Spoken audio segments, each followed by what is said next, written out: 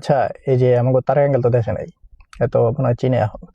তো মাননীয় স্বরাষ্ট্রমন্ত্রী মহোদয় যিনি, এই যে আঙ্কেল যে যাওয়ার আগে 1 মাস আগে কয়ে গেছিল যে আমি হত্যাকাণ্ডের বিচার হবে 1 মাসের মধ্যে।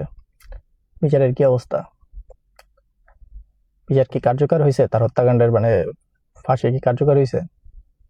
কয়াতে গেছিল হত্যাকাণ্ডের সর্বোচ্চ শাস্তি মৃত্যুদণ্ড হবে।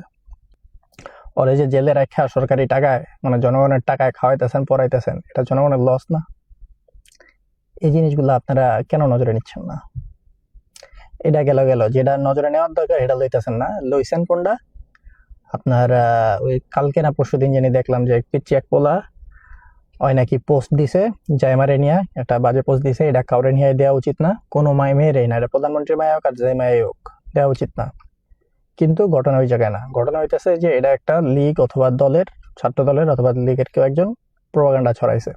আজকে দা ডিসেন্টে বাইরিছে যে এটা ফেক পোস্টটা ছিল। পোলায় এত করে কইলো আইসা যে আমি এটা করি নাই, আমি করি নাই, কিন্তু পোলারে না পাইয়া আপনার পোলার বাপরে তুলে লেগে গেছেন। এটা কোন ধরনের ফাইজলামি?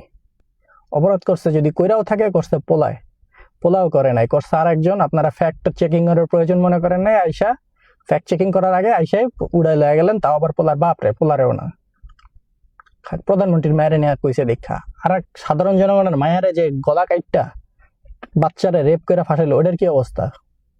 নিজে পর্যন্ত স্বীকার করছে আসামি যে আমি অপরাধী, আমি খুন করছি, অথচ আপনারা খাওয়াইতেছেন পড়াইতেছেন সরকারি টাকায়। তাও কবে হবে এটার বিচার?